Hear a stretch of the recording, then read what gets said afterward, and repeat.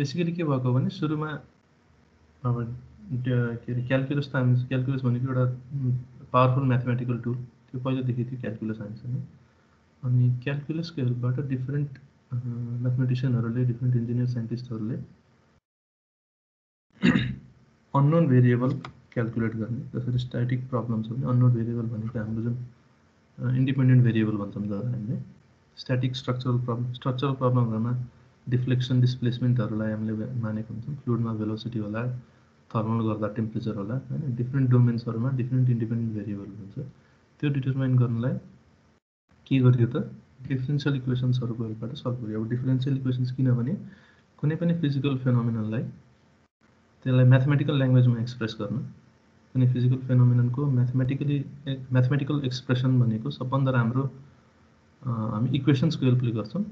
कति लिनियर इक्वेसन्सले पनि गरिन्छ, तर लिनियर इक्वेसनले धेरै कम्प्लेक्स प्रोसेसहरूलाई एक्सप्रेस गर्न सक्दैन।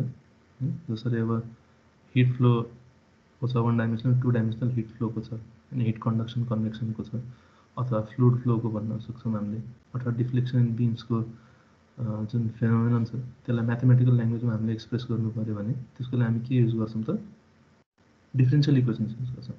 भनेपछि डिफरेन्सियल इक्वेसन्स भनेको एउटा powerful tool to express, to mathematically express the happenings in physical phenomenons like bending of beams, अथवा फ्लुइड फ्लो, अथवा distribution of heat or temperature, flow of heat, conduction कन्भेक्सनहरू प्रोसेसहरूमा different प्रोसेसहरूबाट त्यसलाई एक्सप्रेस गर्ने एउटा टुल हो डिफरेन्सियल इक्वेसन। अब डिफरेन्सियल इक्वेसनमा हामीले अस्ति पनि डिस्कस गरेका थियौँ, अर्डिनरी र पार्सियल डिफरेन्सियल इक्वेसन्सहरू युज हुन्छन्। 1 डाइमेन्सनल र मल्टी डाइमेन्सनल अथवा 2 डाइमेन्सनल 3 डाइमेन्सनल छ भने त्यस्तो डिफरेन्सियल इक्वेसन्सहरू पनि युज हुन्छ। हामी 1 डाइमेन्सनलसम्मै लिमिटेड छौँ यो कोर्समा, होइन। हामी 2 डाइमेन्सनलमा त्यति जाँदैनौँ। कुनै एउटा प्रब्लममा आउन सक्छ होला 2 डाइमेन्सनल डिफरेन्सियल इक्वेसन्सको कुराहरू पनि आउन सक्छ होला, तर जेनरली हामी 1 डाइमेन्सनल फिनोमेननहरूसँगै सम्म नै लिमिटेड हुन्छौँ। अब हामीसँग यदि डिफरेन्सियल इक्वेसन्स छ भने डिफरेन्सियल इक्वेसन्समा के हुन्छ भने भेरिएबल पास भएको हुन्छ। जसरी कुनै एउटा भेरिएबलको रेस्पेक्टमा डिफरेन्सियल इक्वेसन बनाएको हुन्छ भने डिफ्लेक्सन अफ बिममा के हुन्छ भने जुन डिफ्लेक्सन हुन्छ त्यसलाई यु अथवा एक्स कुनै एउटा भेरिएबल मानेर त्यसको रेस्पेक्टमा एउटा डिफरेन्सियल इक्वेसन हुन्छ। र जसरी हामीले लिनियर इक्वेसन सल्भ गर्छौँ, हामीसँग कुनै एउटा 2x + 3 = 0 को कुनै इक्वेसन छ भने त्यसलाई हामीले what do we mean when I say solving the equation. Linear equation यदि सिंगल भेरिएबल लिनियर इक्वेसन त 2x + 3, जब मैले भन्छु कि I need to solve this equation, हामी के भन्छौँ भने we find the value of unknown variable which is X. त्यसलाई हामीले कसरी फाइन्ड गर्छौँ भने सिम्पल म्याथमेटिकल हामीसँग टुल्सहरू हुन्छन्। जसरी इक्वेसनको लेफ्ट साइडबाट राइट साइड लाने थाहा हुन्छ नि त हामीलाई। 2x + 3 लाई सल्भ गऱ्यो भने x = -3/2 भन्ने सल्युसन आउँछ। यो एकदम बेसिक इक्जाम्पल दिएको मैले। भनेपछि सल्भ गर्नु भनेको के त finding the value of unknown variable, त्यही नै हो। र such that finding the value of unknown variable such that जब त्यो भेरिएबलको भ्याल्यु हामीले पास गराउँछौँ इक्वेसनबाट, it must satisfy the equation. 2x + 3 = 0 equation छ भने त्यहाँ मैले जे एक्सको भ्याल्यु ल्याएको छु त्यो मैले त्यो भ्याल्यु पास गरायो भने -3/2 मैले यदि एक्सको ठाउँमा सब्स्टिट्युट गऱ्यो भने द इक्वेसन मस्ट सेटिस्फाई, = 0 आउनु पऱ्यो। एक्सको ठाउँमा -3/2 राख्दा त्यो ओभरअल भ्याल्यु त्यसको 0 आउनु पऱ्यो। त्यही नै हो सल्युसन भनेको। अब यो बेसिक कन्सेप्टबाट हामी थोरै कम्प्लेक्समा जान्छौँ भने जब हामी डिफरेन्सियल इक्वेसन्सहरू सल्भ गर्दैछौँ, मानव डिफरेन्सियल इक्वेसन सल्भ गर्दा डिफ्लेक्सनको लिए मैले deflection of a beam simply supported अथवा कुनै एउटा टाइप अफ बिमको डिफ्लेक्सनको हामीसँग अथवा त्यसको डिफ्लेक्सनको एउटा डिफरेन्सियल इक्वेसन छ हामीसँग, है। त्यो differential equation in terms of deflection छ।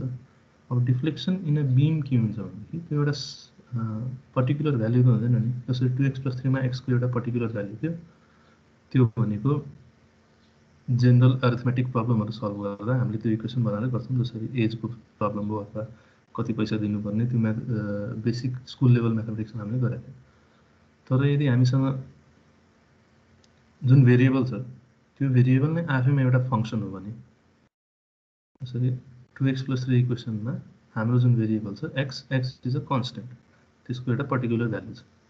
जब मैले यहाँ डिफरेन्सियल इक्वेसनको कुरा गर्दैछु, रिफ्लेक्सन अफ बिम्सको एउटा इक्जाम्पल लिएर, त्यसमा के छ भने त्यसमा जब अननोन भेरिएबल हुन्छ नि एउटा, that unknown variable is itself a function of x अथवा लिनियर डाइमेन्सनको जुन लिनियर युनिट छ एक्स, त्यसको एउटा फङ्सन।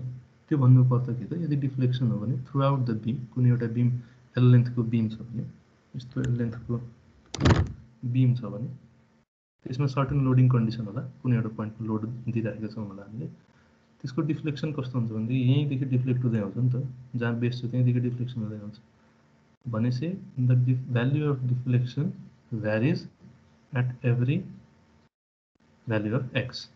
भनेपछि as we go along x axis the value of deflection अथवा डिस्प्लेसमेन्ट भ्यारिज। त्यस्तै फङ्सनलाई हामीले अथवा त्यस्तै फेनोमेनललाई हामीले फङ्सनबाट डिफाइन गर्छौँ होइन र।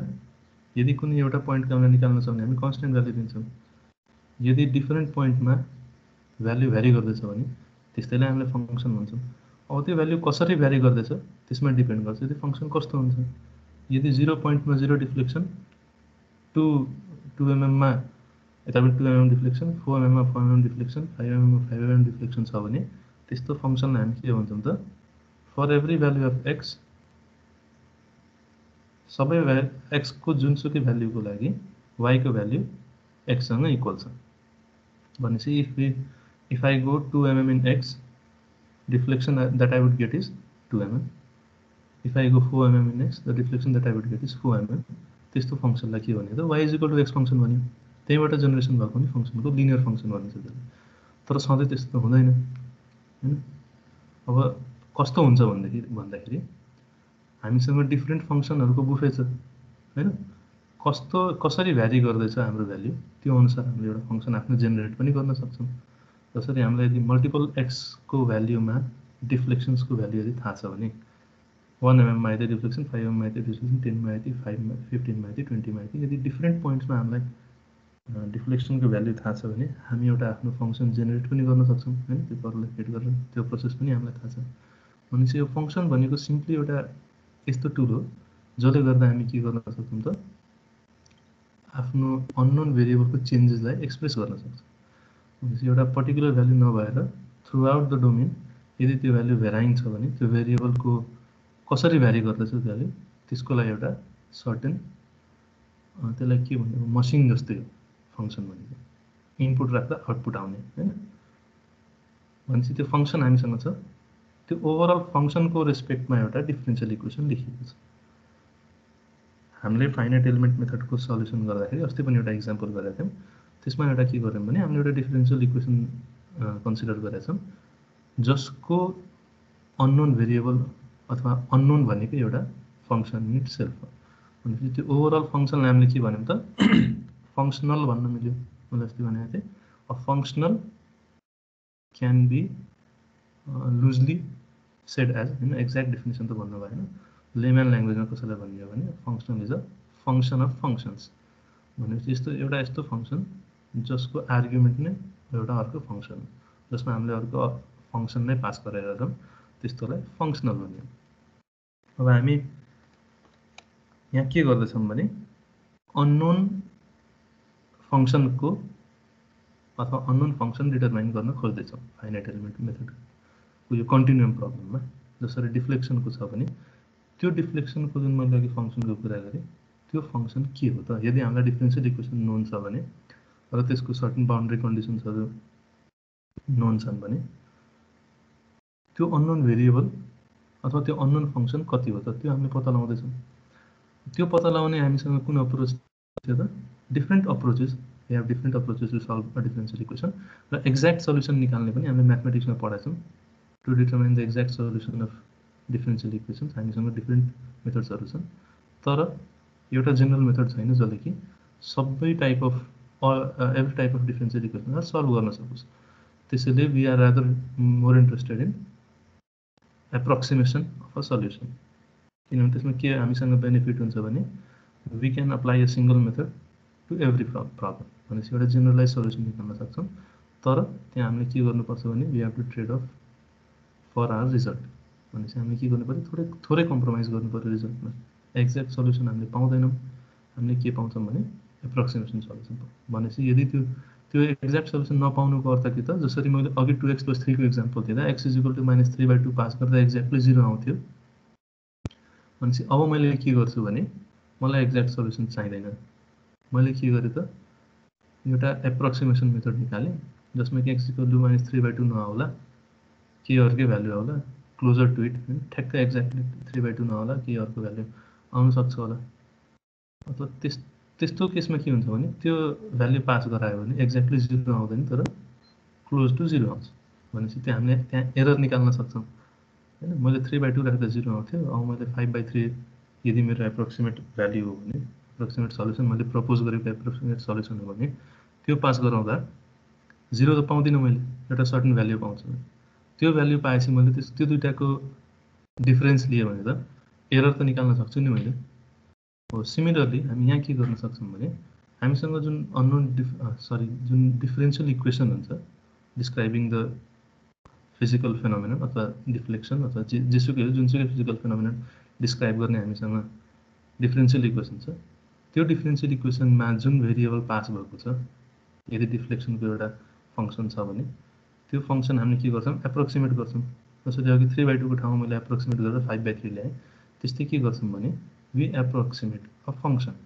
चाहिँ हामी एउटा प्रपोज गर्छौँ सल्युसन, हामीलाई थाहा छैन सल्युसन कति हो, तर हामी के गर्छौँ त एउटा सल्युसन प्रपोज गर्छौँ। कुन फर्ममा गर्छौँ त एउटा इक्वेसनको फर्ममा गर्छौँ, किनभने त्यहाँ एउटा फङ्सन नै आएको हुन्छ। फङ्सन विथ रेस्पेक्ट टु एक्समा डिपेन्ड हुने फङ्सन आएको हुन्छ, किनभने 1 डाइमेन्सनल प्रब्लमसँग डिल गर्दैछौँ भने एक्समा डिपेन्डेन्ट हुने फङ्सन आएको हुन्छ। हामी पनि के गर्छौँ भने एक्समा डिपेन्डेन्ट हुने फङ्सन ल्याउँछौँ, तर ऱ्यान्डम फङ्सन राखिँदैन कि त्यो सल्युसन जुन हामीले एप्रोक्सिमेट सल्युसन दिँदैछौँ त्यो सल्युसन प्रपोज गर्ने हामीसँग सर्टेन बेसिसहरू छन् हैन, खुट्टा टेक्ने ठाउँहरू छ। हामीले यस्तै हजपारामा एउटा सल्युसन दिइरहेको छैन। अब त्यो हामीसँग बेस के छ त, यस्तो सल्युसन हुनुपर्छ है भन्ने कि एउटा बेस के छ त बाउन्ड्री कन्डिसन्स छ। किनभने बाउन्ड्री कन्डिसन्स हुनुहुन्छ हामीलाई हाम्रो ओभरअल सिस्टमको जुन बाउन्ड्री कन्डिसन छ, हामीले जुन सल्युसन प्रपोज गरेका छौँ त्यो सल्युसनले पनि बाउन्ड्री कन्डिसनलाई सेटिस्फाई गर्नुपर्छ इन सम वे। हाम्रो जुन बाउन्ड्री कन्डिसन यदि त्यो भेरिएबलको भ्याल्यु x = 0 मा यति छ, x = l मा यति छ, त्यसको डिफरेन्सियलको भ्याल्यु x = l हुँदा यति छ भनेर अलरेडी गिभन छ भने our proposed approximate solution must satisfy those boundary conditions. अब त्यो बाउन्ड्री कन्डिसनमा पनि होमोजेनस र हेट्रोजेनस बाउन्ड्री कन्डिसन हुन्छ भन्ने हामीले कुरा गरेका थियौँ। अब होमोजेनस हेट्रोजेनस भन्दैछु मैले, होमोजेनस र non homogeneous. Homogeneous boundary condition के हो त, यदि बाउन्ड्री कन्डिसनको भ्याल्यु मैले लेमन ल्याङ्ग्वेजमै भन्दैछु, सजिलो लेमन भन्दा पनि सजिलो ल्याङ्ग्वेजमा हामीले बाउन्ड्री कन्डिसन दिँदा value of variable at point A अथवा बी = समथिङ हुन्छ नि, त्यो राइट साइडमा भएको टर्म यदि 0 छ भने त्यो भन्नुपर्छ इफ डिफ्लेक्सन एट पोइन्ट ए = 0 छ भने त्यस्तोलाई हामी होमोजेनस बाउन्ड्री कन्डिसन भन्छौँ। र अर्को टाइप अफ बाउन्ड्री कन्डिसन के हुन्छ भने if deflection at point A or B or कुनै एउटा एक्सट्रिम पोइन्टमा = सम भ्याल्यु 5, 4, 3 जेसुकै भए पनि त्यो छ भने त्यस्तोलाई के भन्यो त नन होमोजेनस बाउन्ड्री कन्डिसन। अब त्यो होमोजेनस र नन होमोजेनस दुईटै बाउन्ड्री कन्डिसन एकोमोडेट गर्ने गरी एउटा एप्रोक्सिमेट सल्युसन हामीले प्रपोज गर्नु पऱ्यो। अब हामीसँग केही बेसिस त भयो नि, हामीले हो यस्तो यस्तो गर्नुपर्छ कि बाउन्ड्री कन्डिसन सेटिस्फाई हुनुपर्छ भनेपछि त्यस्तो एप्रोक्सिमेसन गरियो भने हामी समवेयर नियर द एक्चुअल अथवा एक्चुअल रिजल्ट हुन्छ। जुन एक्चुअल सल्युसन छ त्यो somewhere near the actual solution हुन्छ। र त्यसपछि पनि हामीसँग अरू पनि मेथड्सहरू छन् डिफाइन गर्नलाई, त्यो अहिले हामी फर्दर डिस्कस गरौँला। अस्ति हामीले के गरेका थियौँ भने मैले अस्तिसम्मको कुरा भन्छु, अस्ति हामीले के गर्थ्यौँ एउटा सर्टेन डिफरेन्सियल इक्वेसन लिन्थ्यौँ, त्यसमा वाइ डु वी निड म त्यो कुरा भन्छु भेरिएसनल मेथड्स पढेन हामीले हैन। भेरिएसनल मेथड भनेको one of the method to solve continuum problems or differential equation भन्ने भेरिएसनल मेथड हो। भेरिएसनल मेथडमा डिफ्रेन्ट मेथड्सहरू छन् हैन, भेरिएसनल अप्रोच भनौँ त्यसलाई। भेरिएसनल अप्रोचभित्र डिफ्रेन्ट म्याथमेटिसियन अथवा डिफ्रेन्ट साइन्टिस्ट इन्जिनियर्सहरूले दिएको डिफ्रेन्ट अप्रोचेसहरू छन्। त्यो केमा फरक पर्छ भने त्यो अहिले मैले भन्छु केमा डिपेन्डेन्ट गर्छ, केमा डिपेन्ड कुन प्यारामिटरहरू भ्यारी गर्छन् डिफ्रेन्ट मेथडहरूमा, त्यो मैले अहिले बनाउला। त्यसभित्र रिच मेथड आउँछ र बेसिकली दुईवटा मेथड पर्छ भने रिच मेथड, आरआइटिजेड रिच मेथड र मेथड अफ वेटेड रेजिड्यू अथवा वेटेड इन्टिग्रल, यो दुईवटाको पनि मैले थोरै कुरा गरेको थिएँ। अब हामीलाई किन चाहिएको त त्यो मेथड सल्युसन गर्नलाई? हामीले डाइरेक्टली एउटा फङ्सन लिएर त्यसलाई त्यहाँबाट त्यो डिफ्रेन्सियल इक्वेसनलाई पास गरेर अनि त्यहाँ एरर निकाल्न किन निकाल्न सक्दैनौँ भन्ने कुरा हेर्दै थियौँ हामीले। Why do we need variational approach अथवा why do we need weighted integral solutions भनेर अस्ति हेर्दै थियौँ। त्यसको आदिसम्म गरेका थियौँ हामीले।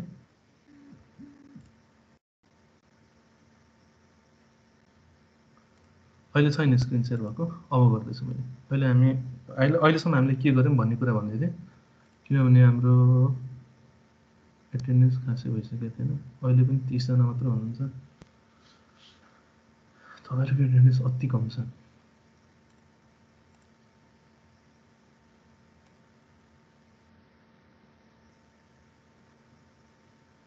के कन्फ्युजिङ लाग्छ भने बिचमै सोध्नु है। हामीले अस्ति के गरेका थियौँ भने, म यसमा अलिक बढी टाइम लिएर पढाइरहेको छु तपाईँहरूलाई। यो अलि गाह्रो छ पहिलाभन्दा, त्यसैले एक त मैले आफै डिटेलमा पढाइरहेको छु, तै पनि केही बुझ्नु भएको छैन भने ढुक्क भएर सोद्धा हुन्छ। अहिलेसम्म हामीले के गर्यौँ भने एउटा इक्जाम्पल गऱ्यौँ। त्यो इक्जाम्पलमा के दिएको छ भने, मेरो स्क्रिन सेयर त भएको छ, स्क्रिन सेयर पनि अझ रेकर्ड गर्नु ठिक छ। We have a differential equation in this form subjected to boundary conditions. दुईटा boundary condition given छ। अब यहाँ अहिले यो भेरिएबल टर्ममा छ, भेरिएबलहरूको टर्ममा छ ax, cx र fx भनेको नोन फङ्सन्स भए, u नट q नट भनेको known value, u naught q naught भनेको कन्स्टेन्ट भ्याल्यू हो, त्यसको भ्याल्यू गिभन छ। यहाँ तल मैले कति लेखेको छ, यहाँ l u naught q naught ax, cx, fx यो सबै गिभन छ भनेपछि यो सबै सब्स्टिट्युट गरिसके पछाडि हाम्रो differential equation reduces to this minus D over DX X D over DX plus U is equal to 0 and our boundary conditions would be u at 0 is equal to 1, x du over dx at x is equal to 1 is 0. यति हुन्छ हाम्रो differential equation. भनेपछि हाम्रो given problem भनेको यो हो। यहाँ हामीलाई के गर्नुपर्ने छ भने we need to determine u where u is itself a function. भनेपछि यो के हो त, यो भनेको एउटा फङ्सनल हो।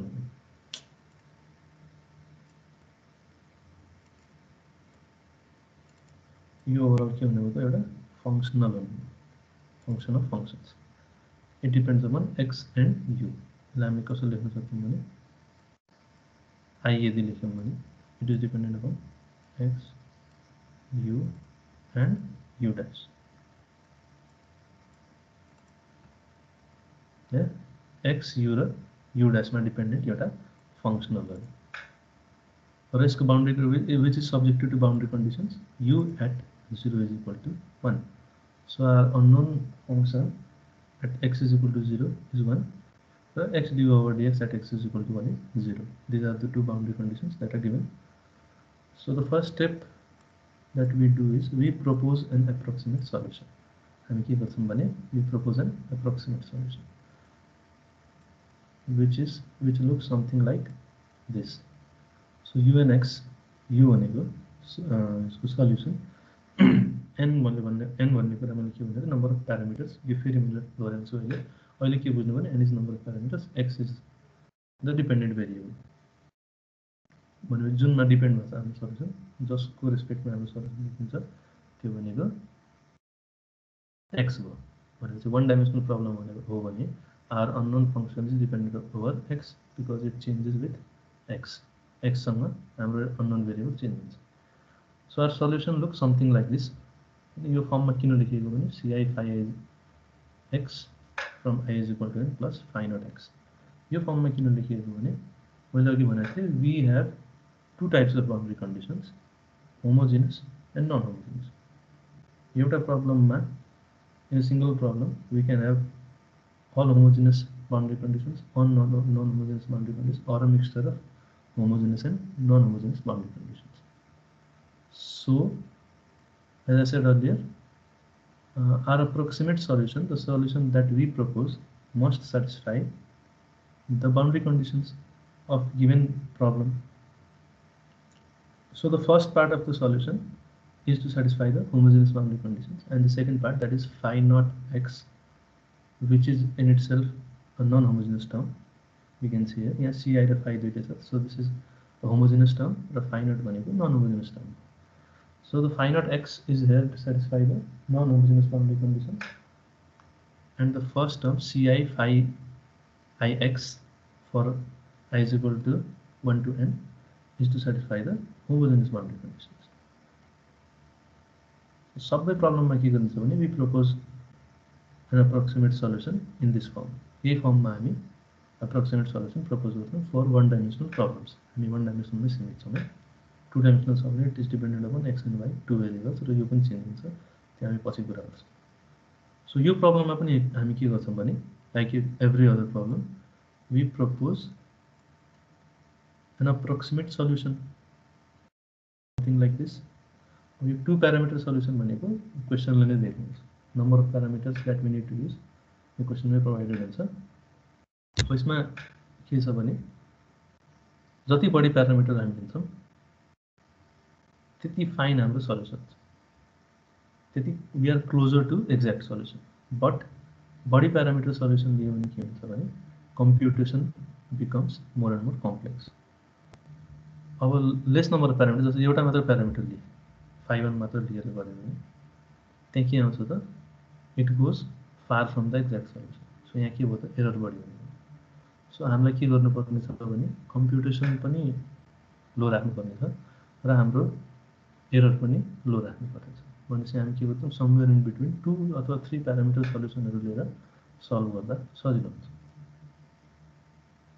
किनभने यहाँ अननोन्स भनेको बढ्दै जान्छन्, जतिवटा प्यारामिटर त्यतिवटा अननोन बढ्दै जान्छ. C1 C2 C3 C4 basically हामी क्याल्कुलेट गर्ने भनेको यी कोएफिसिएन्ट्सहरु. कोएफिसिएन्ट क्याल्कुलेट भएपछि हाम्रो सल्युसन आउँछ. भनेपछि यसमा अहिले हामीलाई के थाहा छ भने हामीले के सल्युसन प्रपोज गर्यौं भने coefficient times function, coefficient times function plus यो भनेको इन्डिभिजुअल एउटा फंक्सन मात्र छ, which is to satisfy the non homogeneous part. So अब यहाँ हाम्रो रोल के हुन्छ भनेदेखि our role is to approximate these functions. यो जुन फंक्सनहरु छ phi 1 phi 2 phi 0 यसलाई हामी एप्रोक्सिमेट गर्छौं. यसको एप्रोक्सिमेसनको के बेसिस छ भने बाउन्ड्री कन्डिसन्स. बाउन्ड्री कन्डिसनमा डिपेन्ड भएर we approximate these functions. हुन्छ, अब बाउन्ड्री कन्डिसन पहिला हेर्नु पर्यो हामीसँग कस्तो कस्तो बाउन्ड्री कन्डिसन छ. So this are the two boundary conditions. मैले बाउन्ड्री कन्डिसन छुट्याउने के तरिका भन्दाखेरि इज इक्वल टु को राइट साइड भयो नि. You see at the right side of the equal to, if there is 0 then that boundary condition is homogeneous. If it's non-zero then the boundary condition is homogeneous. भनेपछि यो कुन बनेको त u at 0 is equal to 1 is a non-homogeneous boundary condition, whereas x d over dx at x is equal to 1 is equal to 0 is a homogeneous boundary condition. So while approximating phi naught x, this would be our basis. Non-homogeneous boundary condition हाम्रो basis हुन्छ. भनेपछि for phi naught x we have non-homogeneous boundary condition u naught is equal to 1. हामी basically यहाँ के गर्छौं भने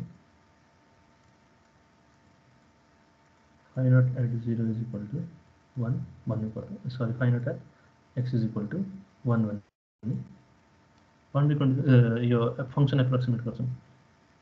ठीक. अब यहाँ 0 राखे पनि बनाउँछ, जति राखे पनि यो भन्ने आउँछ. यो सजिलो हो, जे भ्यालु दिएको छ त्यो राखे. अब phi 1x र phi 2x एप्रोक्सिमेट गर्नु पर्यो. phi 1x र phi 2x एप्रोक्सिमेट गर्नलाई हामी कहाँ जान्छौं त होमोजेनियस बाउन्ड्री कन्डिसनमा जान्छौं. अब होमोजेनियस बाउन्ड्री कन्डिसनमा के दिएको छ त x du over dx is equal to 0. अब यसमा के हुन्छ भने यो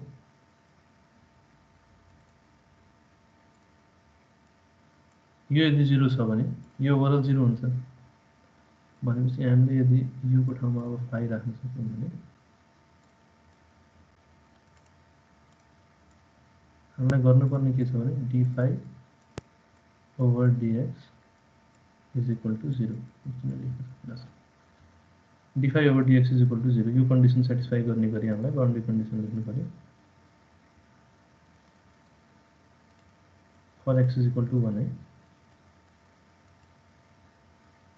भनेपछि हामी के लेख्न सक्छौं त यहाँ मैले दुईटा इक्वेसन लेखेको छु यो तपाईले बिस्तारै प्रब्लमहरु गर्दै जानुभयो भने थाहा हुन्छ यो त अब यतिकै पनि गेस गर्न सकिन्छ किनभने हामीले डेरिभेटिभ गर्नुपर्ने छ डेरिभेटिभ गर्नुपर्ने छ भने x स्क्वायर को डेरिभेटिभ 2x हुन्छ त्यसलाई x स्क्वायर - 2x गरेर राख्छौं हामीले पछि x = 1 सब्स्टिट्युट गर्ने हो भने यो 0 हुन्छ सिमिलरली x क्यूब को डेरिभेटिभ 3x स्क्वायर हुन्छ 3x स्क्वायर नै लेखिराख्नु पर्दैन किनभने 3x लेखे पनि काम चल्छ x = 1 सब्स्टिट्युट गर्ने कारणले भनेपछि यो दुईटा फंक्सनले यो सेकेन्ड होमोजेनस के रे सेकेन्ड बाउन्ड्री कन्डिसनलाई सेटिस्फाई गर्छ ठीक छ त्यसैले हाम्रो अब सल्युसन के हुन्छ त एप्रोक्सिमेट सल्युसन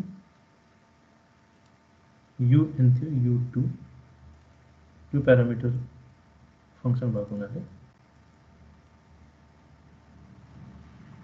के लेख्न पाइयो त c1 x square minus 2x plus c2 x cube minus 3x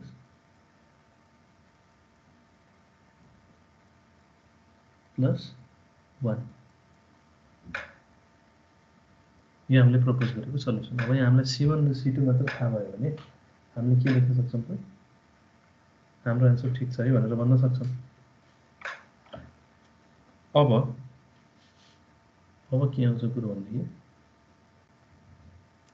हाम्रो डिफरेन्शियल इक्वेसन भनेको यो minus du over dx minus x du square u by dx square plus u अब हामीले के गर्न सक्छौं भने यसको एक्ज्याक्ट सल्युसन पत्ता लगाउनलाई हैन एक्ज्याक्ट सल्युसन चाहिने भयो हामीले मानौं है हामी एक्ज्याक्ट सल्युसन निकाल्न खोजिरहेका छौं हामी मैले के भन्दै छु भने हामीलाई एप्रोक्सिमेसन अथवा वेटेड इन्टिग्रल किन चाहियो भन्ने कुरा देखाएको छ भनेपछि एक्ज्याक्ट सल्युसन निकाल्दा के प्रब्लम आउँछ भन्ने कुरा पहिला हेर्नु पर्यो भनेपछि हामीसँग भएको डिफरेन्शियल इक्वेसन के छ त यो छ अब यसमा हामी के गर्छौं भने हामीले यो सल्युसन पास गराउन सक्छौं हैन यो सल्युसन यदि पास गराएर 0 आयो भने त हाम्रो सल्युसन एक्ज्याक्ट हुन्छ भनेपछि we pass this approximate solution to our functional and we determine the value of c1 c2 such that the u2x satisfies this equation भनेपछि यदि यो u2x पास गराएर 0 आउने हो भने जुन c1 c2 हामीले डिटरमाइन गर्छौं त्यही नै हाम्रो चाहिएको सल्युसन हो भनेपछि अब के गर्नु पर्यो त हामीले du2x u2 मात्र लेख्नु भने x लेख्दिन over dx minus x d square किन यस्तो भइरहेछ d square u2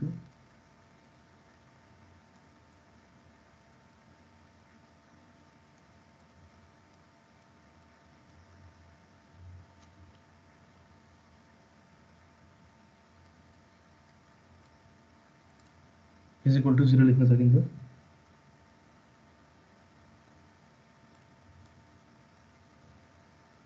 यहाँ हामीले के गर्छौं भने यो टोटल u2 लाई पास गराउँछौं यहाँबाट र यो सबैलाई लेखेपछि एउटा हामीसँग पोलिनोमियल इक्वेसन हुन्छ लामो c1 र c2 को टर्म्समा त्यो पुरै इक्वेसन मैले तपाईले सल्भ गर्नु होला पछि मैले लेखिदिन्छु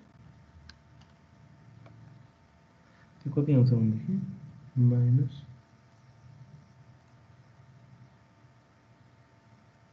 -2c1 x minus 1 minus 3c2 x square minus 1 .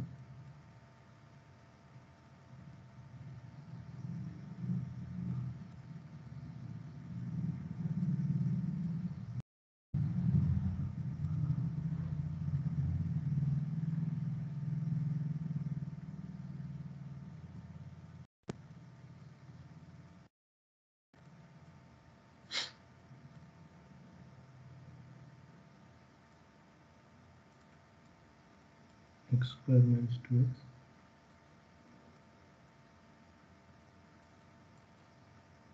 plus c2 x cube minus 3x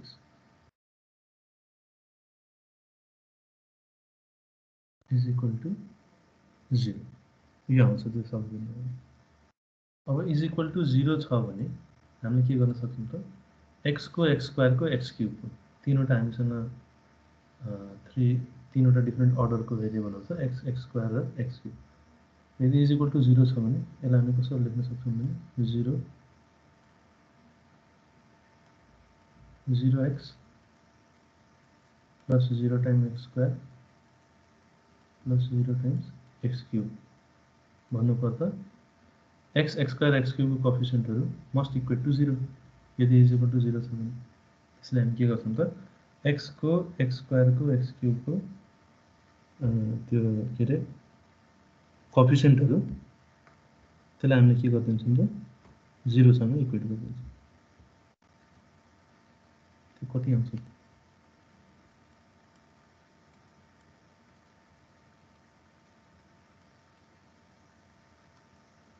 तपाईले बुझिराख्नु भएको छ नि? कतै बुझ्नु भएन भने भन्नु है।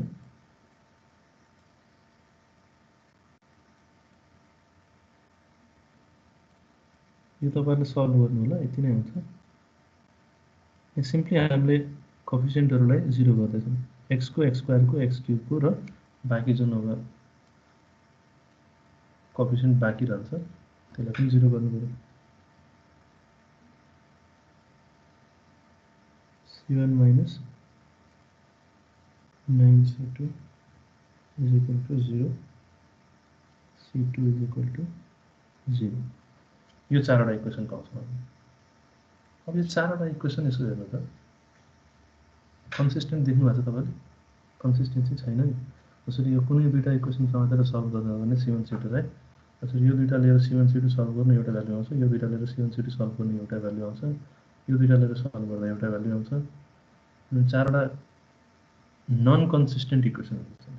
यो चारवटा कन्सिस्टेन्ट इक्वेसन्सहरु भयो भने त्यहाँ सल्भ गर्दा के हुन्छ भने c1 र c2 को एउटा भ्यालु पाइन्छ। यहाँ के छ भनेदेखि these equations are non consistent।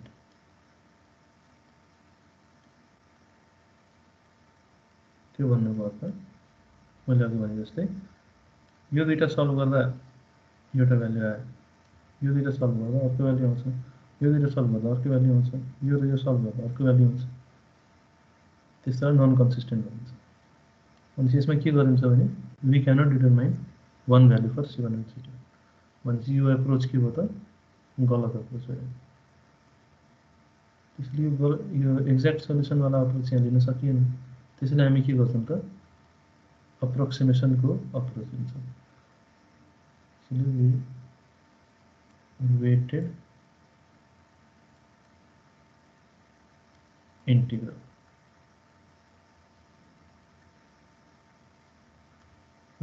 Approach यो लेखेको अलि माइन्ड नगर्नु होला। माउसले लेख्दा यताउति जान्छ। हामी के गर्छौं भने वेटेड इंटीग्रल अप्रोच लिन्छौं। किनभने यो अघिको एप्रोचले के गरे त कन्सिस्टेन्सी दिएन, जसले गर्दा सल्युसन निस्किन सकेन। अब वेटेड इंटीग्रल अप्रोचमा के गरिन्छ भनेदेखि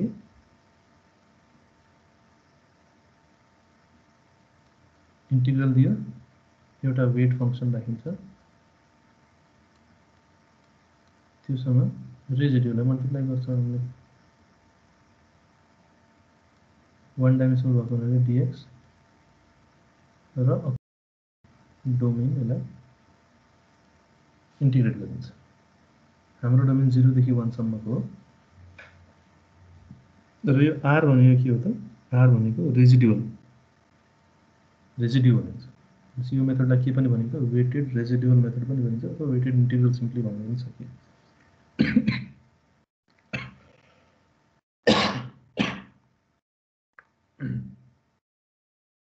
अब रेजिड्यु भनेको के त? एरर। एकछिन है पानी पिन्छु।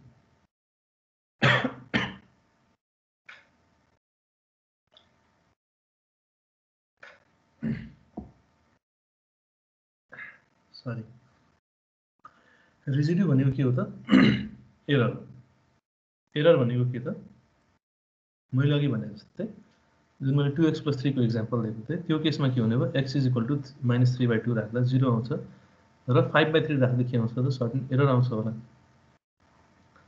भनेपछि 0 यो जुन हाम्रो डिफरेन्शियल इक्वेसन छ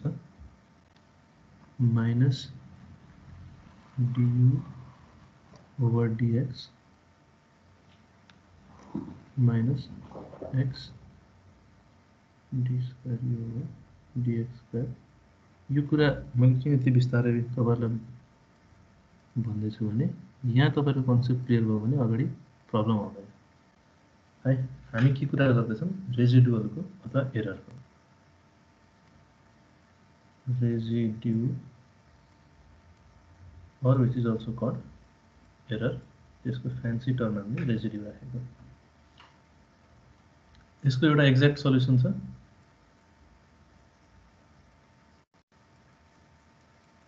एक्ज्याक्ट सल्युसन के त u अर्को के छ अप्रोक्सिमेट सल्युसन छ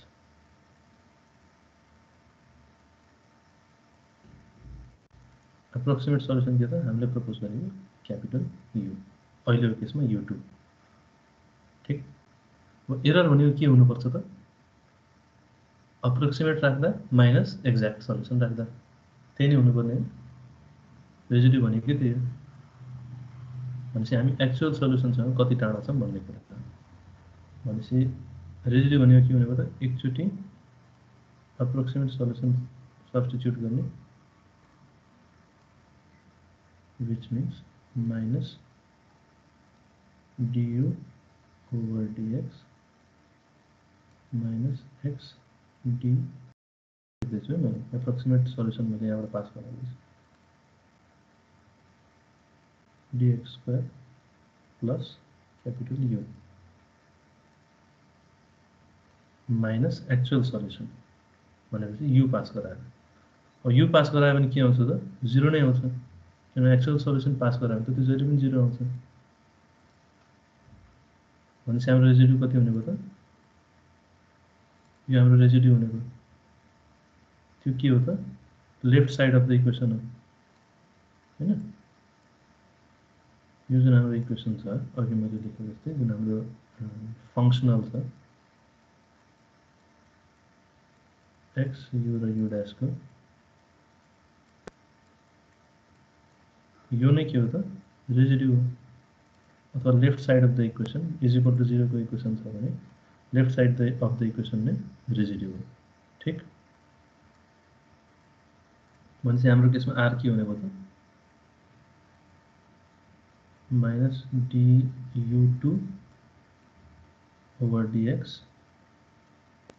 minus x d2u2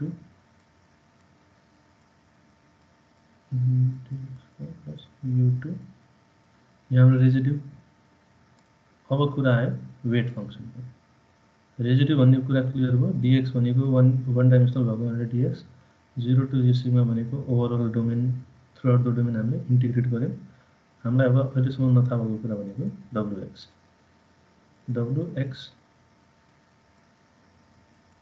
भनेको के त it is a weight function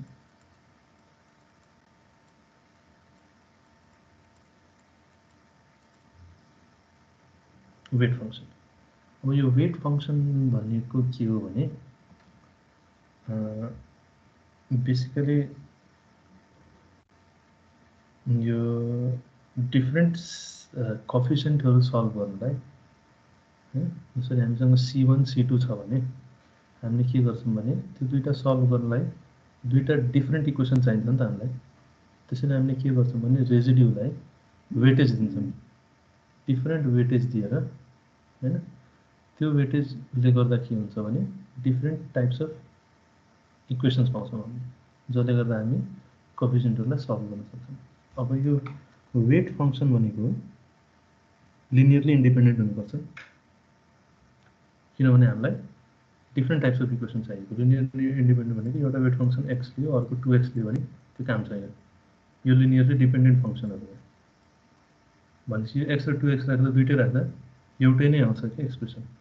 त्यसैले W must be linearly independent equation. र यो W को बारेमा हामी अगाडि अझ वेट फङ्सनको बारेमा अझ अगाडि क्लियर हुन्छौँ। र यो भनेको बेसिकली हिट एन्ड ट्रायलबाटै आएको भनेपछि डिफ्रेन्ट अजम्सन्स गरेर अगाडि हामी वेटेड रेजिडुअलको जब डिटेल पढ्छौँ त्यो वेटेड रेजिडुअलभित्र 4-5वटा डिफ्रेन्ट मेथड्सहरू छन्। त्यो मेथड्सहरूमा के छ भने डिपेन्डिङ अपन वेट फङ्सन, कसैले वेट फङ्सनलाई आइसँग इक्वल मानेछ, कसैले वेट फङ्सनलाई सम स्क्वायरसँग के स्क्वायरसँग इक्वल मानेछ होइन। त्यो 3-4वटा मेथड छ। ग्यालर्किन मेथड छ, पेट्रोव-ग्यालर्किन मेथड छ, कलोकेसन मेथड छ, मेथड अफ लिस्ट स्क्वायर भन्ने छ। यो मेथड अफ वेटेड रेजिडुअलमा पनि हामीसँग डिफ्रेन्ट मेथड्सहरू छन् सल्भ गर्ने। त्यो के बेसिसमा छ भने वेट फङ्सनकै बेसिसमा छ। अब डिफ्रेन्ट मान्छेहरूले डिफ्रेन्ट म्याथमेटिसियन्सहरूले के भन्यो भने वेट फङ्सनको डिफ्रेन्ट एजम्सन लिएर गयो। यो हिट एन्ड ट्रायल नै हो। वेट फङ्सनको कुन कसैको एजम्सन लिँदा के भयो त we are more closer to actual result होइन। त्यसैले गर्दा यो वेट फङ्सन भनेको बिस्तारै इभल्भ भएको कुरा, कसैलाई एक्ज्याक्टली थाहा छैन के हुनुपर्छ भनेर। तर एउटा मान्छेले सर्टन एजम्सन लियो weight function must be equal to R phi, जुन हामीले फाइ लिएको छौँ त्योसँग इक्वल हुनुपर्छ भनेर एजम्सन लियो। त्यो राखेर गर्दा एउटा सल्युसन आयो, त्यस एउटा मेथड बन्यो होइन। कसैले के भन्यो भने डिफ्रेन्ट एजम्सनहरू छन्, त्यो बिस्तारै आउँछ भनेपछि डिफ्रेन्ट वेट फङ्सनको एजम्सनमाथि डिफ्रेन्ट मेथडहरू बनेको छ। त्यसैले वेट फङ्सन भनेको कसैलाई खास थाहा पनि छैन के हो, तर वेट फङ्सन चाहिन्छ किनभने हामीलाई डिफ्रेन्ट इक्वेसन्सहरू चाहियो र वेट फङ्सनको डिफ्रेन्ट अजम्सनहरू छ। त्यसको कुनै हार्ड एन्ड फास्ट रुल छैन। डिफ्रेन्ट अजम्सनहरूसँग डिफ्रेन्ट मेथडहरू बनेको छ र डिफ्रेन्ट मेथडहरूबाट डिफ्रेन्ट एरर भ्याल्युसँग हामी अथवा डिफ्रेन्ट प्रेसिजनले हामी एक्युरेसीले, प्रेसिजन नभने डिफ्रेन्ट एक्युरेसीले हामी एक्चुअल रिजल्टलाई प्रेडिक्ट गर्न सक्छौँ। त्यसैले वेट फङ्सनको बारेमा बुझिँदैन भने बिस्तारै त्यो मेथडहरू पढ्दा क्लियर हुन्छ। यहाँ भएको सबै कुराहरूसँग हामी फ्यामिलियर भयौँ, नबुझे पनि फ्यामिलियर त भयौँ। यो एक्सप्रेसन भनेको एकदम important expression weighted residual solve गर्नुलाई। र वेट फङ्सनमा एउटा के कुरा के याद राख्नुपर्छ भने the weight functions must be linearly independent, जहिले पनि लिनियरली इन्डिपेन्डेन्ट हुनुपर्छ। जतिवटा प्यारामिटर छ त्यतिवटा वेट फङ्सन हामीले लिएर गर्छौँ। 2 प्यारामिटर छ भने 2टा वेट फङ्सन लियो, 2टा वेट फङ्सनको लागि 2टा इक्वेसनहरू छन्। 2 प्यारामिटर इक्वेसनमा 2टा कोएफिसिएन्ट छ C1 र C2, त्यसको लागि 2टा वेट फङ्सन र 2टा वेट फङ्सन भएपछि 2टा इक्वेसन, 2टा इक्वेसन र 2टा अननोन भयो भने मजाले सल्भ गर्न सकिन्छ। अब यो केसमा के गर्छौँ भने हामी 2टा वेट फङ्सन एजम्सन गर्छौँ। हामी के एजम्सन गर्छौँ भने W1x 1 मान्छौँ र W2x लाई के मान्छौँ भने x मान्छौँ। सिमिलरली 3 थियो भने x² x³ गरेर बढ्दै जान्थ्यौँ हामी। एकचोटि के गरिन्छ W को भ्याल्यु 1 लिएर गर्दा कति आउँछ हाम्रो यो वेटेड रेजिडुअल 0 देखि 1 हाम्रो डोमेन 1 हो। वेटेड रेजिडुअलको भ्याल्यु 1 छ। यहाँ हामीले वेट यो रेजिड्यु फङ्सन राखेर dx = 0 गर्यौँ भने C1 र C2 को टर्ममा एउटा इक्वेसन आउँछ, इन्टिग्रेसन गर्न तपाईहरुले जान्नुहुन्छ। सिमिलरली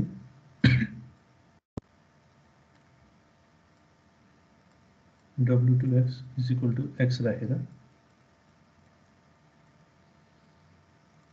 वेटेड इन्टिग्रल स्टेटमेन्ट लेख्दा x र यहाँ रेजिड्यु हुन्छ dx = 0। अब यो x र रेजिड्युको यहाँबाट माथिबाट इक्वेसन लिएर आउने, त्यसलाई यहाँ सब्स्टिट्युट गर्ने, त्यसपछि इन्टिग्रललाई सल्भ गर्नु भने C1 र C2 को टर्म्समा यहाँ पनि एउटा इक्वेसन आउँछ। यहाँ पनि C1 र C2 को टर्म्समा एउटा इक्वेसन आउँछ। यो दुईटालाई सल्भ गरियो भने के आउँछ त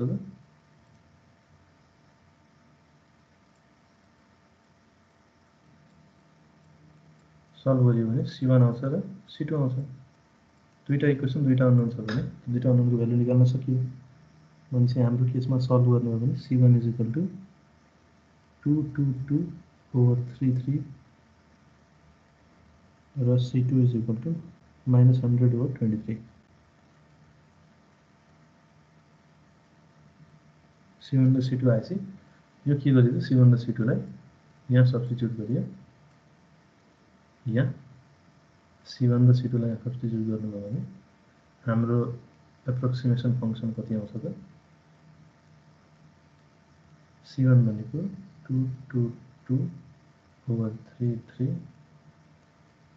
x square minus 2x minus 100/23 x cube minus 3x plus 1 हामीले यत्रो मेहनत गरेर पत्ता लगाउन खोजेको रिजल्ट यही हो बुझिन्छ कुरा यो च्याप्टरमा हामी यही नै गर्छौं अब बिचको अप्रोचहरु डिफरेन्ट हुन सक्छ हैन डिफरेन्ट मेथड अनुसार बिचको अप्रोच डिफरेन्ट हुन सक्छ तर basically what we are planning to achieve is an approximate solution clear छ कुरा कसलाई के कन्फ्युजन यसमा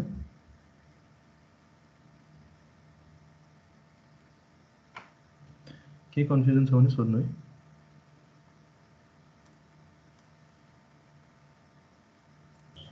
सर यो जुन अगाडिको मेथड गरेको थियौं यो भन्दा वेटेड रेजिडुअल भन्दा त्यसको मेथड एक्ज्याक्ट सल्युसन आएन भनेपछि मात्रै हामीले यो मेथड युज गर्ने हो कि हामीले डाइरेक्ट यही मेथड युज गर्ने हो यसबाट आउँदै आउँदैन के सल्युसन त्यसैले why do we need weighted integral भन्दा वेटेड इन्टिग्रल भन्दा पनि भेरिएसनल मेथड किन चाहिएको भन्ने ए हुन्छ सर हामी भेरिएसनल मेथड नै युज गर्छौं भेरिएसनलमा डिफरेन्ट मेथडहरु छन् त्यो हेर्छौं अब भेरिएसनल मेथड भित्रकै वेटेड इन्टिग्रल पनि हो रिच मेथड पनि हो त्यहाँ भित्र अझ सब डिभिजनहरु छन् ग्यालर्किन मेथड छ पेट्रोल ग्यालर्किन छ त्यो डिफरेन्ट मेथड्सहरुबाट हामी सल्भ गर्न पाइरहेका छौं धेरै फरक छैन बेसिक ओभरअल स्ट्रक्चर भनेको रिच मेथडमा एउटा वीक फर्मुलेसन भन्ने कुरा छ त्यो अहिले हेरौँला तर बेसिक अप्रोच भनेको रेजिड्यु निकाल्ने त्यसलाई वेट दिने वेटेड रेजिडुअल स्टेटमेन्ट निकाल्ने अथवा वेटेड रेजिडुअल इन्टिग्रल लेख्ने त्यसलाई सल्भ गर्ने कोएफिसिएन्ट डिटरमाइन गर्ने र एप्रोक्सिमेट सल्युसन निकाल्ने बेसिक अप्रोच भनेको स्ट्रक्चर भनेको यही हो सल्युसन यो बुझ्नु भएको छ भने तपाईहरुले यो च्याप्टरमा अब लगभग सबै गर्न सक्नुहुन्छ यसको क्वेशनहरु सबै लगभग सक्नुहुन्छ अझ थप कुराहरु त केही बुझ्नै पर्छ हामीले तर जे सक्नुहुन्छ यहाँसम्म के कन्फ्युजन छैन भने हजुर यहाँ के हामीले यहाँ w1x = 1 राख्दाखेरि c1 c2 को भ्यालु 0 आयो तर 0 आएन भने चाहिँ के गर्ने c1 c2 0 आउँदैन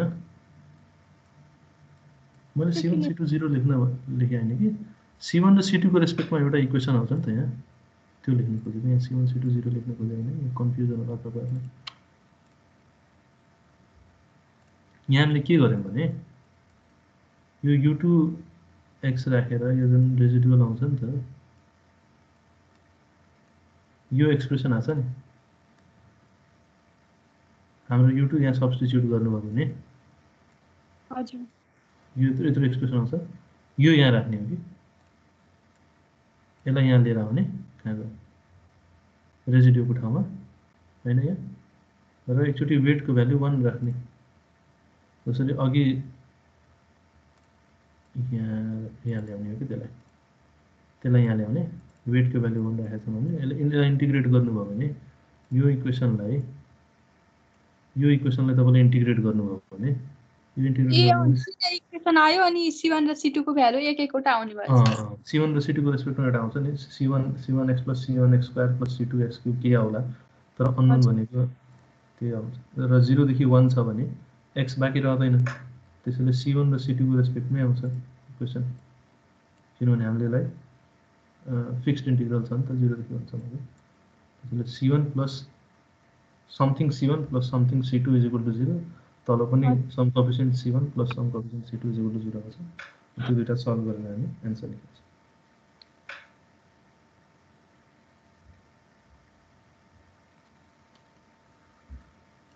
ठीक छ यसमा क्लियर भएको छैन भने अगाडि धेरै एक्जाम्पलहरु आउँछ त्यो एक्जाम्पलहरुबाट मजाले क्लियर हुन्छ अब हामी के गर्छौं भने थोरै थ्योरेटिकल ब्याकग्राउन्ड हेर्छौं यसमा हैन थोरै क्याल्कुलसको ब्याकग्राउन्डको कुराहरु हेर्छौं जसमा सबभन्दा पहिलो कुरा के हुन्छ भने यसलाई क्याल्कुलस अफ भेरिएसन भनिन्छ है क्यालकुलस अफ भेरिएसन, किनभने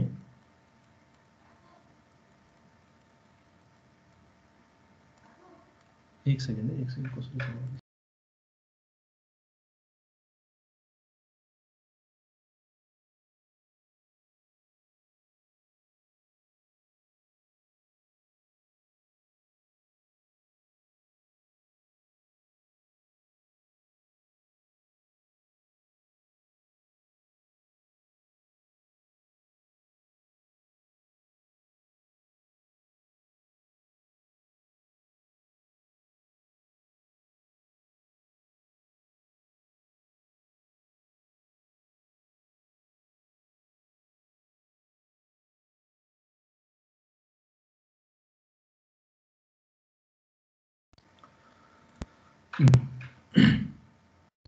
यो च्याप्टरमा हामी के गर्छौँ भने हामी क्यालकुलस अफ भेरिएसनसँग डिल गर्दैछौँ। क्यालकुलस अफ भेरिएसन भनेको के त, यसमा के हुन्छ भने भेरिएसनल अपरेटर्सहरू, जसरी भेरिएसन इन हाम्रो इन्डिपेन्डेन्ट भेरिएबलहरूसँग, जसरी हाम्रो इन्डिपेन्डेन्ट भेरिएबल युज छ त्यसमा आउने सानो भेरिएसन्सहरूसँग हामीले डिल गर्छौँ यो च्याप्टरमा। म धेरै डिटेलमा जान्न होइन म्याथमेटिक्सको, किनभने हामीलाई यहाँ म्याथमेटिक्स मेजर गर्न आएको होइन, हामी क्यालकुलसको डिटेलमा जाँदैनौँ। हामीलाई यो सब्जेक्टलाई, यो च्याप्टरलाई चाहिने जति म्याथमेटिकल ब्याकग्राउन्ड बुझ्छौँ। भनेपछि हाम्रो जुन अननोन फङ्सनल छ, बेसिक अप्रोच मैले भनिदिइरहेको छु तपाईँहरूलाई यो च्याप्टरमा। यो जुन फङ्सनल हामीले हेरेका थियौँ नि, which is dependent upon X U and D by dx अथवा यु ड्यास, त्यसको के गरिन्छ भनेदेखि हामी त्यसलाई एक्सट्रिमाइज गर्न खोज्दैछौँ। एक्सट्रिमाइज गर्नु भनेको मिनिमम अथवा म्याक्सिमम निकाल्न, बुझिरहेछौँ, विथ हेल्प अफ भेरिएसनल अपरेटर्स। अब हाम्रो सलिड मेकानिक्सको प्रब्लममा अथवा स्ट्रक्चरको प्रब्लममा पनि हेर्छौँ मिनिमाइजेसन र म्याक्सिमाइजेसनको इम्पोर्टेन्स।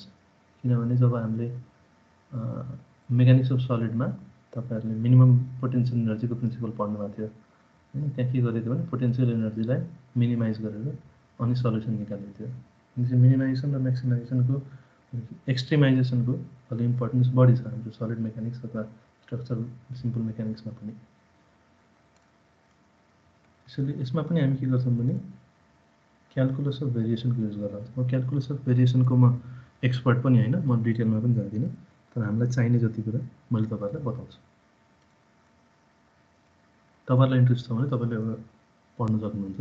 रेड्डीको बुकमा पनि डिटेलमै छ, नभए तपाईँले म्याथमेटिक्सको बुकहरूतिर पनि पाउनुहुन्छ यो कुरा। यसमा बेसिकली के बुझ्नुपर्छ भनेदेखि हामीसँग मानव एउटा फङ्सन छ, यु भन्ने एउटा फङ्सन छ हामीसँग।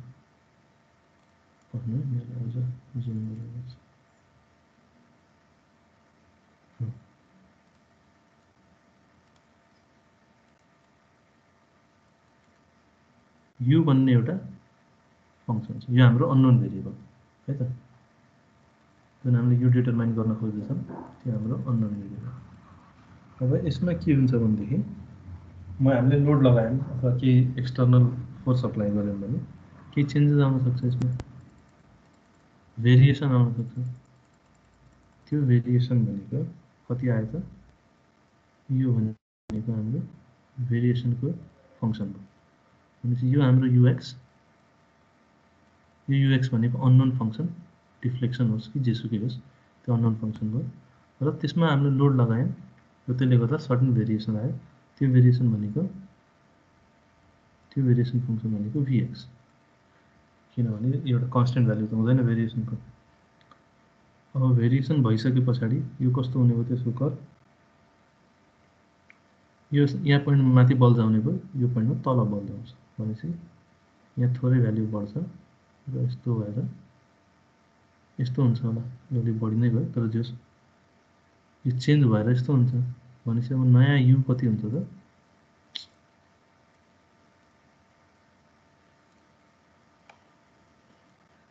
नयाँ यु कति हुन्छ भने अब हामीले युएक्स बार लेख्न सक्छौँ। नयाँ यु कति भनेको त युएक्स प्लस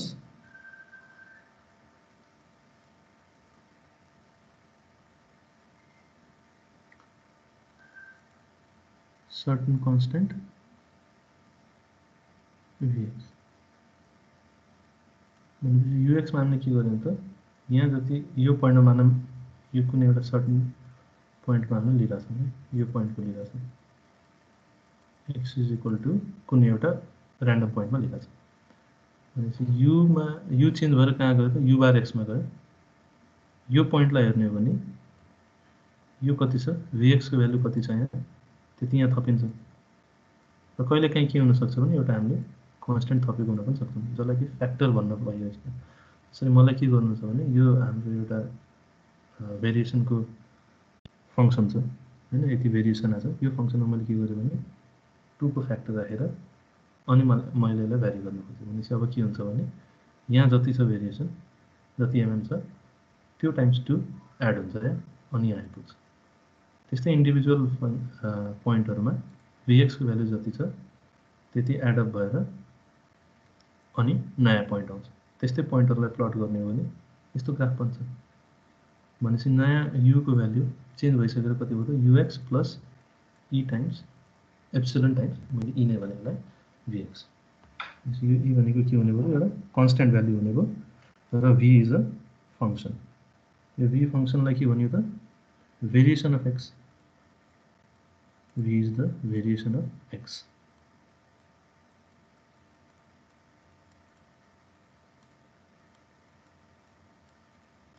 sorry x भन्नु variation of u को variation दिने फंक्सनलाई नै vx भनिएको भनेपछि यसलाई हामीले के पनि भन्न सक्छौं भने यो फर्मलाई हामीले केसँग कम्पेयर गर्न सक्छौं त चेन्ज भइसकेर आएको u must be equal to original u plus u मा आएको भेरिएसन यसरी पनि लेख्न सक्छौं नि हामीले हैन र पहिला u कति थियो हामीले यो del u भनेको के लेख्न पायौं त भेरिएसन इन u के छ त यहाँ e times vx variation function times some constant is the variation in u मा को variation त्यही नै हो यो del लाई के भनिन्छ भेरिएसनल अपरेटर भनिन्छ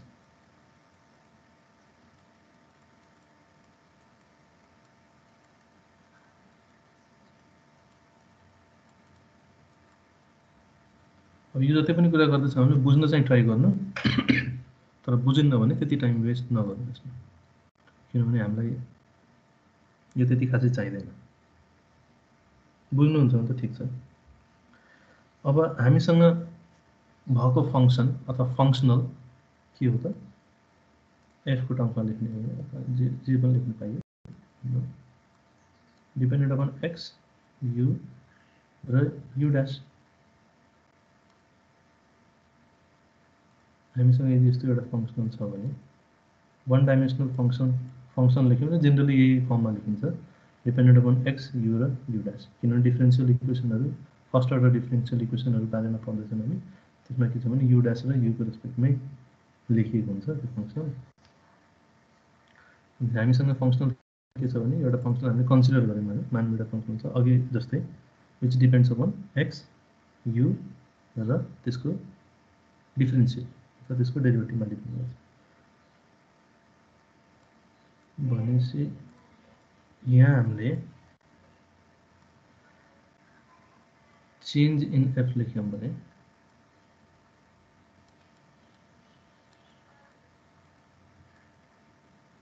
u मा आएको भेरिएसनले गर्दा हाम्रो ओभरअल फंक्सनलमा के भेरिएसन आउँदैछ त्यो लेख्नलाई के लेख्न सक्छौं हामीले del f भनेपछि change in f is equal to अब चेन्ज भइसके पछाडीको u यहाँ आर्गुमेन्ट पास गराउने माइनस पहिलाको भनेपछि x u कति भइसक्यो त अब u प्लस ev कमा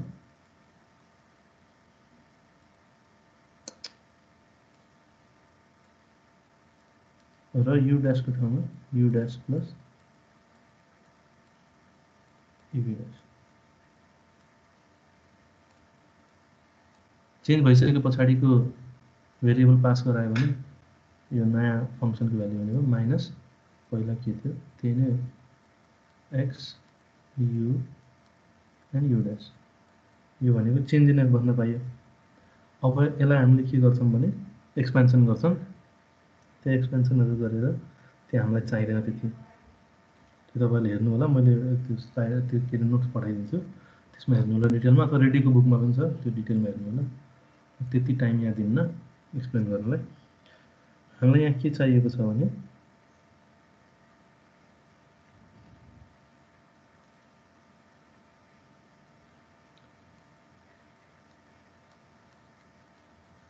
हामी केसँग इन्ट्रेस्टेड छौँ, फर्स्ट भेरिएसन अफ एफ। हामीले जसरी क्यालकुलसमा फर्स्ट भेरिएसन अफ एक्स भनेर पढेको थियौँ, डिफरेन्सियल क्यालकुलस त्यो एलिमेन्ट्री क्यालकुलस पढ्दाखेरि सुरुमा फर्स्ट भेरिएसन अफ एक्स निकाल्दै थियौँ, त्यही प्रोसेसलाई निकाल्ने हो। मैले त्यो प्रोसेस लेखिनँ तपाईँलाई। म फर्स्ट भेरिएसन अफ एक्स कति हुन्छ त्यही नै लेख्छु। एक्स भनेको फर्स्ट भेरिएसन अफ एफ।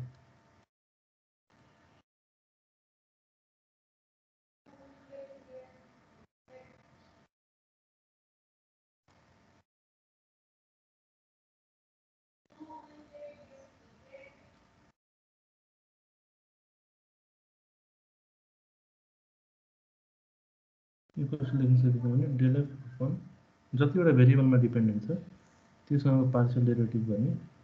अनि यो तपाईँले पहिला पनि क्यालकुलसमा पढिसक्नु होला।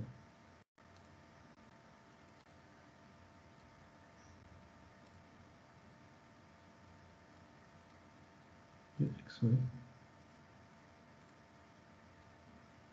अर्को केमा डिपेन्डेन्ट छ भने DF del F over del you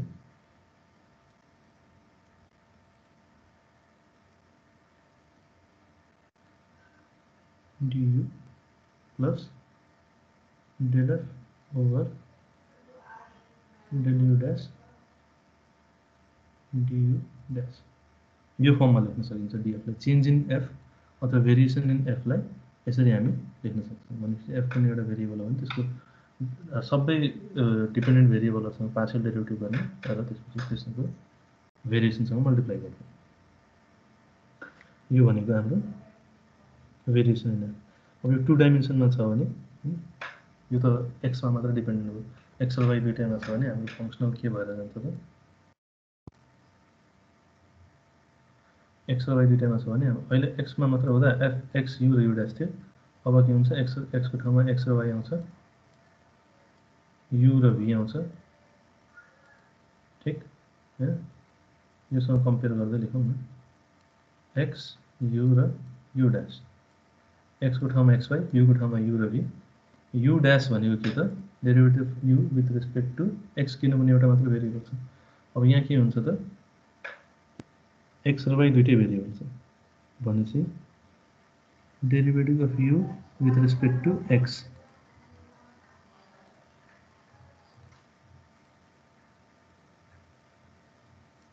त्यसपछि डेरिभेटिभ अफ भी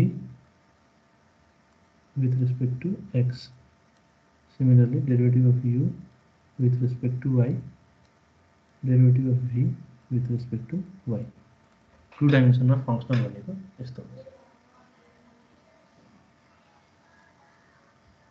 यसको पनि भेरिएसनल फर्म लेख्न सकिन्छ। सबै भेरिएबलसँग पहिला पार्शियल डेरिभेटिभ गर्ने मल्टिप्लाई बाइ त्योसँगको डिफरेन्सियल फर्ममा। जसरी डिएफ यसको लेख्नु पर्यो भने df over del F over del x times dx plus del f over del y times dy plus del f over del u times du del f over del v times dv so on and so forth.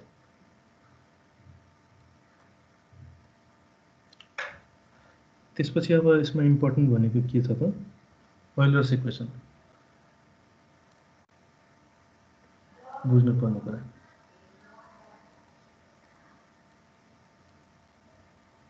ओइलर्स equation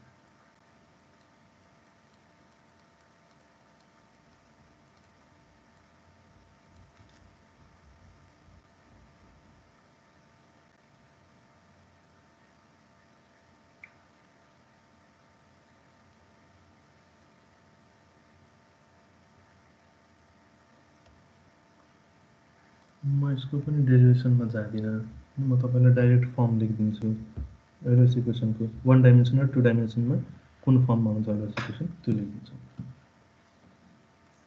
derivation अलि लेन्दी छ, हामीलाई चाहिँदैन पनि। भन्नुहुन्छ भने मैले गराउन सक्छु डेरिभेसन, तर हामीलाई चाहिँदैन। त्यो तपाईँले बुकमा हेरेर पढ्नु होला इन्ट्रेस्टेड हुनुहुन्छ भने।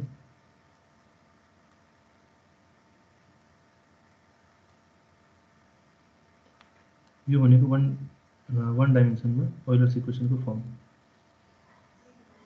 यो एफ भनेको फङ्सनल, यो बुझिसक्नु होला यसमा।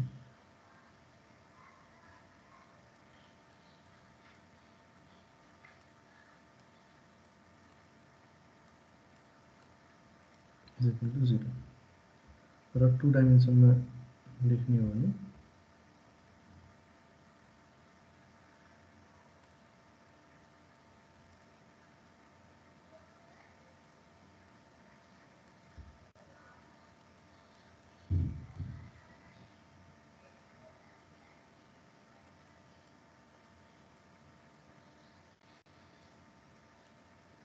एकचोटि एक्सको रेस्पेक्टमा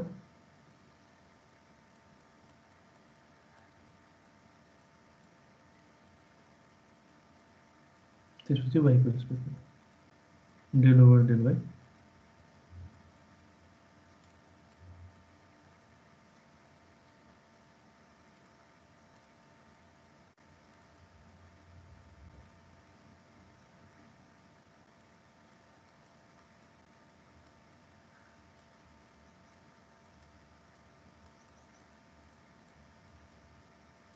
सिमिलरली भीमा पनि हुन्छ। 2 डाइमेन्सनमा यु र भी दुईटैमा हुन्छ। Del v minus del over del x del F over, मैले एकदम रफमा लेखेँ, यो बुझ्नु होला तपाईँ। Del over del y del F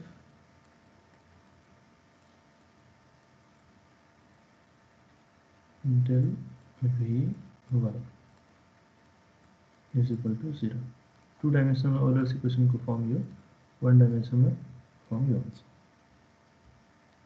उसको डेरिभेसन तपाईँलाई बुझ्नु छ भने बुकमा हेर्नु होला, डेरिभेसन खासै यसको।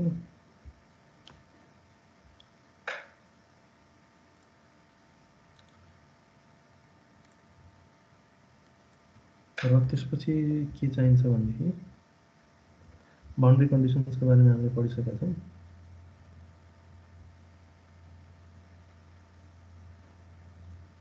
एउटा इक्जाम्पल गरौँ।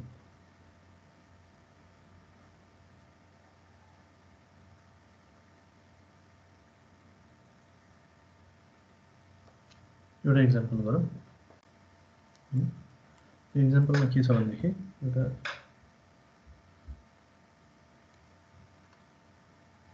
मैले लेखिदिन्छु equation.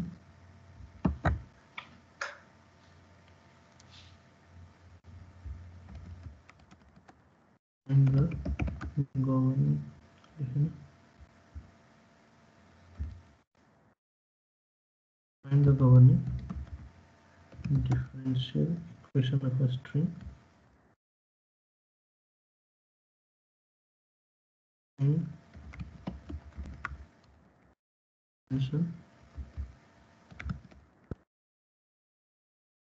subjected to lateral load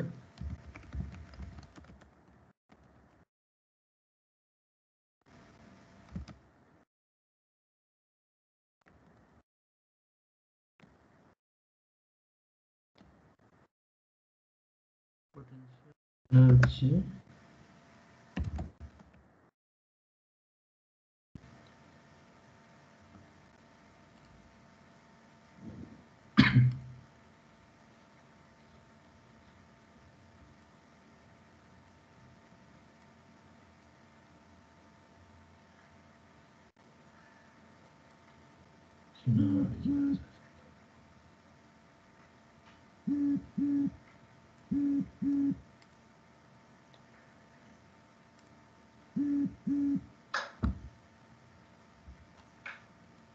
potential energy को इक्वेसन दिएको छ हैन।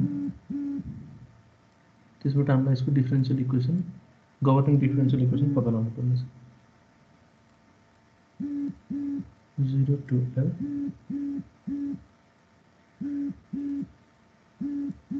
d5 over dx whole square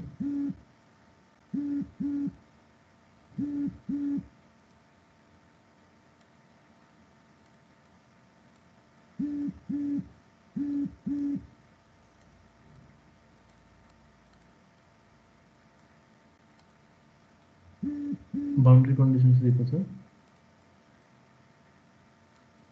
phi at 0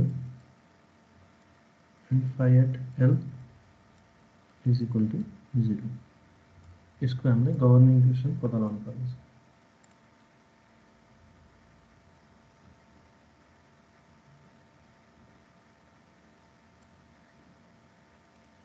त्यो सुरुको 1/2 हो t/2 t/2 t भनेको टेन्सन स्ट्रिङ अन्डर टेन्सन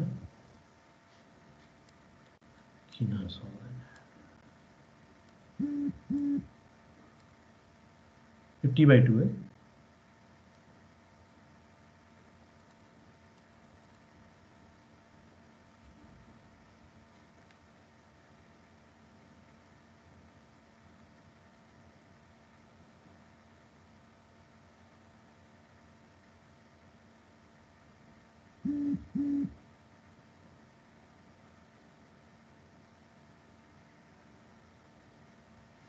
अब यसलाई हामी के गर्छौं भने एउटा फंक्सनलको टर्म भनेको छ नि यसमा ओइलर्स इक्वेसन लाग्छ त्यो कसरी लाग्छ भने मैले अघि के भनेको थिएँ भने ओइलर्स इक्वेसन कहाँबाट आएको भने मैले त्यो अघि भनिन चाहिँ जुन हाम्रो फंक्सनल छ त्यसलाई हामी के गर्छौं मिनिमाइज गर्न खोजिरहेछौं हैन त्यो फंक्सनलाई मिनिमाइज गर्न खोज्दा जुन कन्डिसन आएको त्यही नै ओइलर्स इक्वेसन त्यो तपाईले डेरिभेसन हेर्दा बुझ्नुहुन्छ भनेपछि मैले अघि भनेको थिएँ हामी जुन बेसिकली मिनिमाइजेसनको टेक्निकमा जाँदैछौँ र यो पोटेन्शियल एनर्जीको एक्सप्रेसन हो भने मिनिमम पोटेन्शियल एनर्जी भन्ने हामीले पढाएको छौँ थ्योरी भनेपछि हामी मिनिमम पोटेन्शियल एनर्जी मिनिमाइज गर्न खोज्छौँ अब पोटेन्शियल एनर्जीको हामीसँग के छ भने एक्सप्रेसन छ यो मैले अलि जुम गरेर लेख्छु न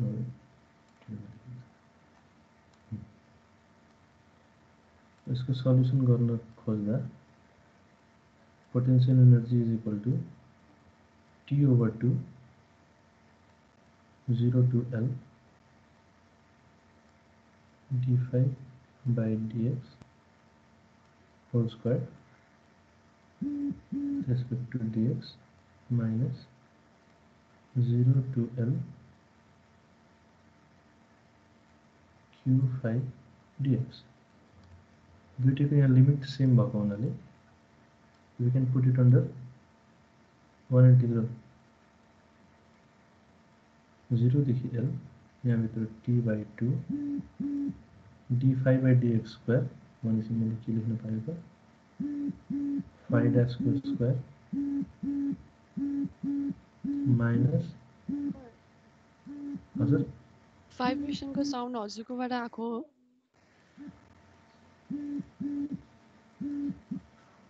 भाइब्रेसन को साउन्ड आउँदैछ हजुर एकदम धेरै आइरहेछ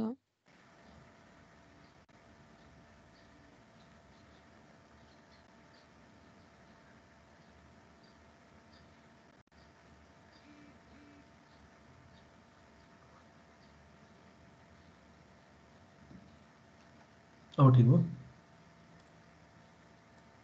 हजुर सर ठीक भयो फोन चार्जमा लाग्यो गरे त्यो के किन हामीले यसलाई यसरी लेख्न सक्छौं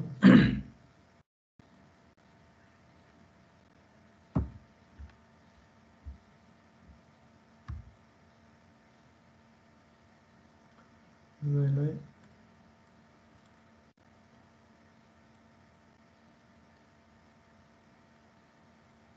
0 to L. This is a functional of phi and phi dash.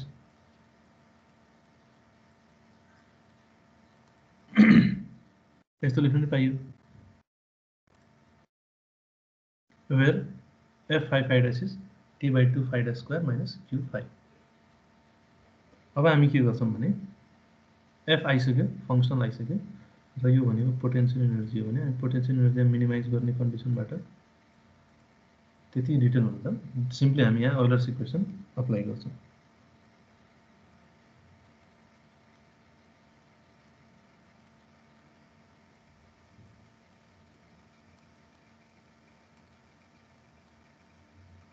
अघि मैले अयलर्स इक्वेसन लेखेको थिएँ,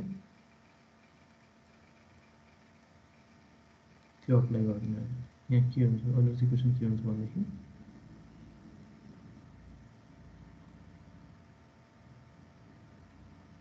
है d over dx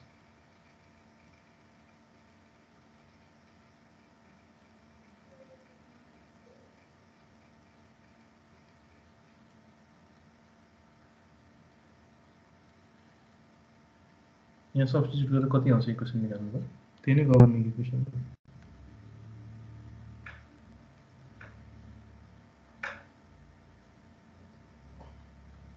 डेरिभेसनहरु मैले स्किप गरेको चाहिँ नबुझ्नु होला है, सरले फेरि स्किप गर्दिनु भनेर भन्नु होला तपाईहरुले। त्यो खासै इम्पोर्टेन्ट छैन, त्यो टाइम मात्र खान्छ।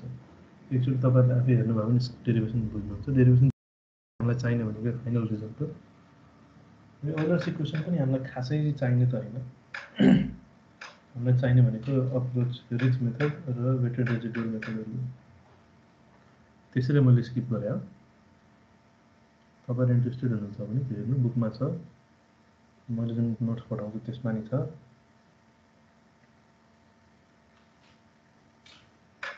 यो निकाल्नु त कति आउँछ एक्सप्रेसन, सिम्पली डेरिभेटिभ मात्र गर्ने यसको। यो जुन छ नि t/2 phi dash square minus q phi छ, त्यसलाई यहाँ ठाउँमा सब्स्टिट्युट गर्ने f को ठाउँमा र कति एक्सप्रेसन आउँछ त्यति मात्र भन्दिनु।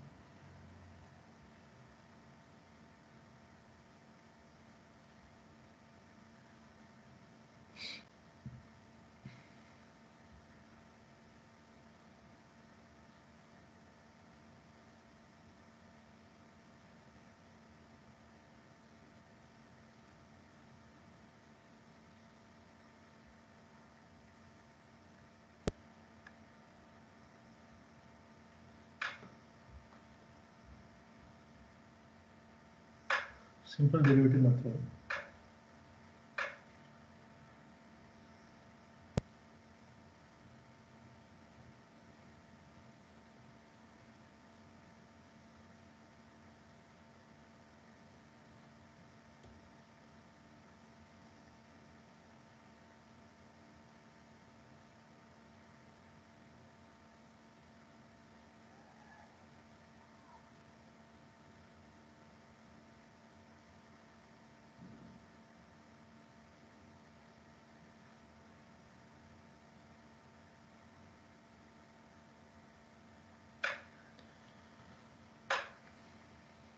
आएन कसैको?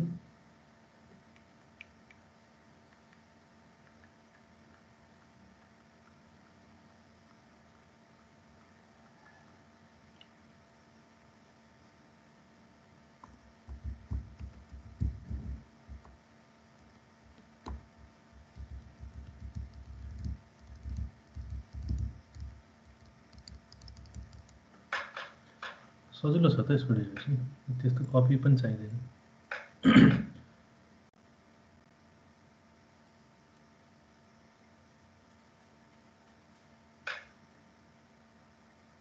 यो पार्शियल है, यो एक्ज्याक्ट डिफरेन्शियल लेख्दै पार्शियल हो।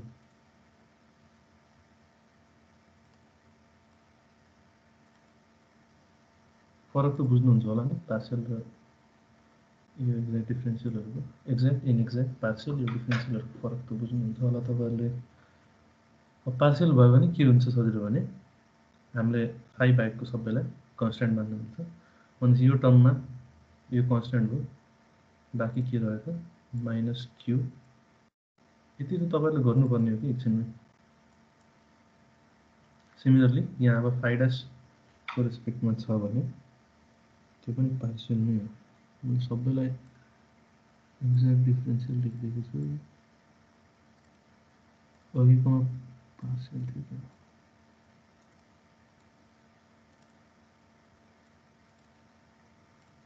अघि पनि मैले मिस्टेक लेखिदिएँ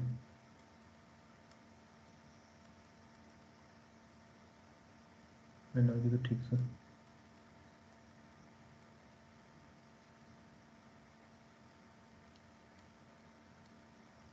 यो भित्रको यो र यो पार्सियल हुन्छ बाहिर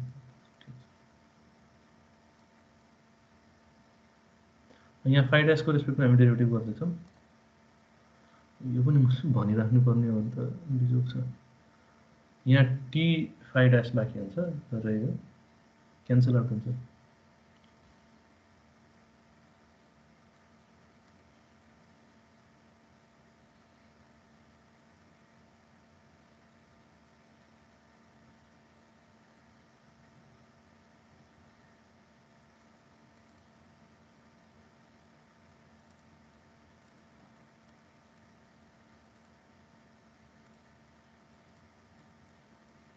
टी फाइ डबल ड्यास बाँकी हुन्छ होला एकचोटि आउँछ डेरिभेटिभ हुन्छ नि त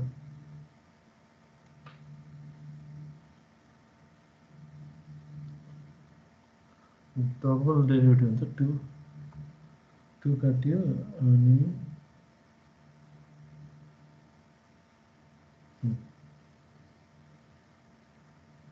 डबल नै बाँकी हुन्छ नि कसरी गर्नु हो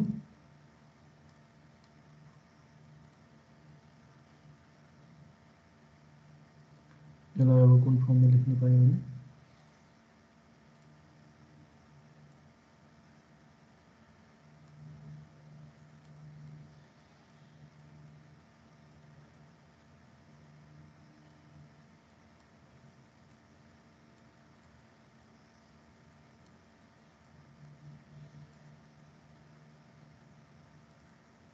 यो गभर्निङ इक्वेसन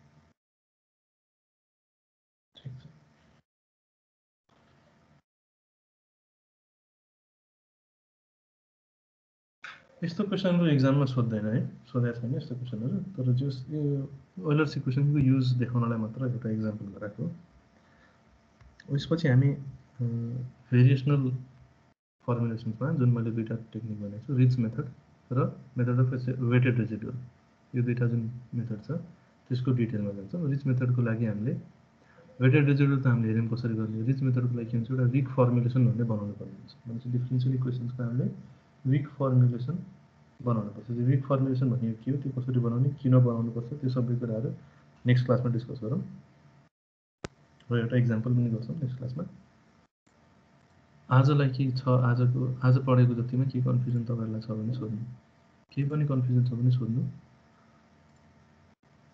यो अलि कन्फ्युजिङ च्याप्टर नै छ